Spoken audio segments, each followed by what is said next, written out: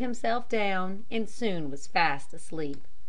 You can imagine with what surprise Robinson was awakened out of his sleep by a voice calling his name. "Robinson! Robinson Crusoe!" it said. "Poor Robinson Crusoe! Where are you, Robinson? Where have you been?" He was so fast asleep that he did not at first rouse up entirely and thought he was dreaming. But the voice kept calling, "Robinson! Robinson! Poor Robinson Crusoe!" He was greatly frightened and started up, but no sooner were his eyes opened than he saw his parrot sitting on a branch of a tree. He knew at once the source of the voice. Polly had missed her master and was also exploring the island. It was a pleasant surprise. She immediately flew to him and lit on his shoulder. She showed in many ways how glad she was to see him and kept saying, "Poor Robinson Crusoe! Poor Robinson Crusoe!" Robinson remained here overnight and the next morning made his way back to the shelter. Up to this time Robinson had never seen any dangerous animals on the island. He had grown used to life there and went about without fear of animals. But as he was returning across a little opening, he saw a clump of palms in the center of the opening, swaying about. He did not at first see what caused this, but soon there was thrust out the head of a great serpent. Its jaws were open and its eyes were fixed on a poor terrified little rabbit. The rabbit seemed rooted to the spot. It could not stir a muscle and was soon caught in the folds of the great snake. This sight made Robinson greatly afraid. He wanted to rush to the rescue of the rabbit, but what could he do against such a foe? He resolved in the future to keep a more careful watch and always to sleep in his bower. Robinson had enough of exploring for some time. He was contented to remain at home. He made many things he needed. He had saved all the skins of the goats he had killed for meat and all that had died from any cause. These he made into rugs for his bed. He kept at his loom, too, for he was anxious to weave enough of his coarse cloth to make him a suit of clothes. He learned how to braid mats and rugs out of his fibre, and finally replaced his awkward hat and parasol with others braided very skillfully from the long grasses that grew so abundantly in the marshy places. Another thing that Robinson was now able to make or weave out of his fibre was a hammock. He had slept all this time on a bed made of poles laid lengthwise and thickly covered with the skins of goats and rabbits. Now he could have a comfortable place to sleep. He did not stop until he had made two. One was for the bower and the other was for use out of doors. When his work was done in the evening or in the heat of midday, he would lie in it at full length under the shade of the trees. Chapter 34. Robinson as Sailor. Chapter 35. A Discovery. Robinson could not forget his boat. It seemed a companion. "It may be the means of my escape from this place," he thought. He took frequent journeys across the island to where his little boat lay in a cove. He would start out in the morning and walk over to the west side of the island, take his boat, and have a pleasant little sail. He always returned home before dark, for, to tell the truth, Robinson was a coward. He was as timid as a hare. He was afraid of everything and spent many nights without sleep because of fear.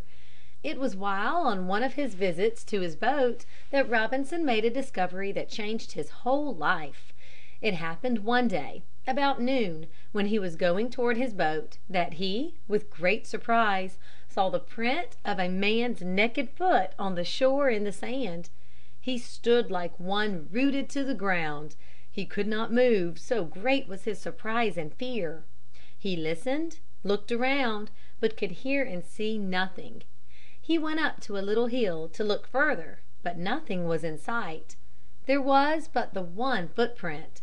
There was no doubt about it. There it was, foot, toes, heel, and every part of a foot. Robinson tried to think how it might have gotten there, but he could not. It was a mystery. He was greatly afraid and started at once for his shelter. He ran like one pursued. At every little way he would look behind to see if any one was following him. Never a frightened rabbit ran to his hiding place with more terror than Robinson ran to his cave. He did not sleep that night for fear and remained in his shelter for 3 days, never venturing out. But his food was growing short and his goats needed to be milked. He finally, with 1,000 wild fancies, forced himself to go about his duties. But he could not get the footprint out of his mind. He spent many sad and fearful days thinking about it. How could it have gotten there? Whose was it? Was the owner savage or not? What did he want on the island? Were some of the questions that haunted him. Perhaps, he thought one day, I just imagined I saw a footprint. Or perhaps it was one of my own that I have made when I was going to sell my boat. He took courage at this and began to go about the island again, but he went in great fear, always looking behind him. He was always ready to run at the first sight of danger. He had made himself a large, strong new bow and plenty of arrows. He carried these in a quiver he had made from his cloth. He fashioned, too, a sharp-pointed lance-like weapon which he hurled with a kind of sling. In his belt he carried some new sharpened stone knives. He had found a better kind of rock out of which to make his knives. It resembled glass and could be brought to a fine, keen edge. Armed thus, he began to have more confidence.